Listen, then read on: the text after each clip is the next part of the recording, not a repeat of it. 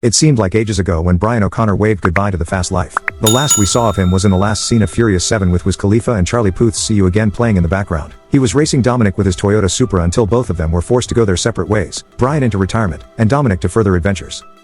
Even though we know Brian is not dead in the Fast and Furious universe, we knew it was going to be a while before we got to see him on screen again. He was mentioned briefly in The Fate of the Furious. His absence was also explained away in Furious 9 when his wife, Mia, was brought back into action.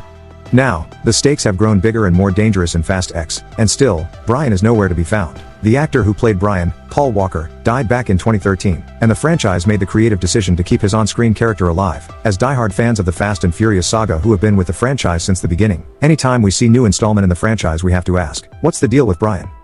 There were several speculations about whether we get to see him or not, and it was later confirmed that Brian would appear in the Fast X film in some capacity.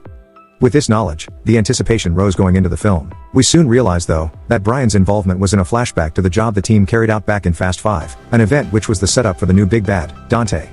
We are thrilled to see Brian in whatever form we can, and most importantly, his involvement in the flashback makes him as much of a major stakeholder as Dominic in this new villain's vengeance crusade.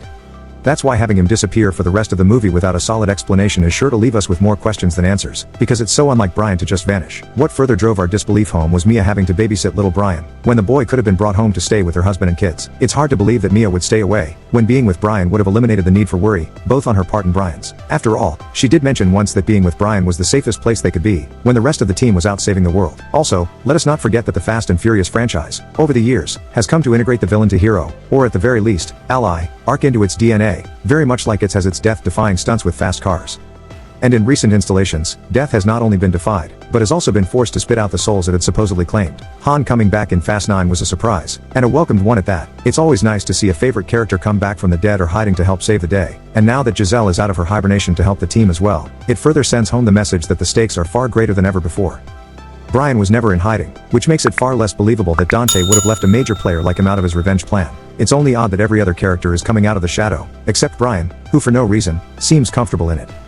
As much as Brian would want to honor his promise to retire from the fast life, old habits do die hard. His proactive need to protect his family should have been more than enough reason to have him in the present conflict, one way or another.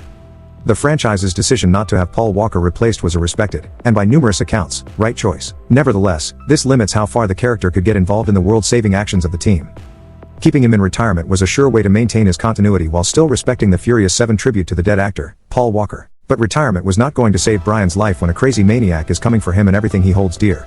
So, we have to wonder if there are ways the character could be brought back without affecting the status quo. Yes, as you might have already guessed, the first thought that popped up was to pick up where Furious 7 left off with the use of CGI and body doubles.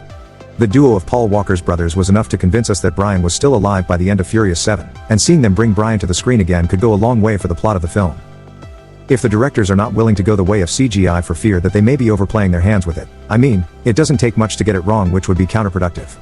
The director could introduce us to Brian without having to show us his face. They could even get creative with introducing us to the villain by having him go after Brian, and forcing him into a car chase. This way, we get to see Brian in his car, and we get to see him race. Wouldn't that be a blast of nostalgia? Since the announcement that Fast and Furious 11 will be the franchise's last, we have been wondering what will become of Brian's character, considering the current state of things. The lead star, Vin Diesel, have been quite vocal about giving Brian O'Connor a proper tribute in Fast and Furious 11, which is a good thing. And talking about tribute, I don't think there's a better way to pay tribute to a core member of the fast life if not with his fast cars. Even though we're not sure yet how the franchise was going to bring Brian back, or how they plan to pay him a proper tribute going into the end, the one thing that is for sure is that Brian O'Connor cannot be on the sidelines any longer. That man used to live his life a quarter mile at a time. Anyway, that's what I think about the ongoing absence of Brian in the Fast and Furious saga. You can tell me what you think down in the comment section below. Don't forget to like and subscribe while you are at it, and hit that notification bell so that you won't miss my next exciting video when it comes up. Thanks for watching.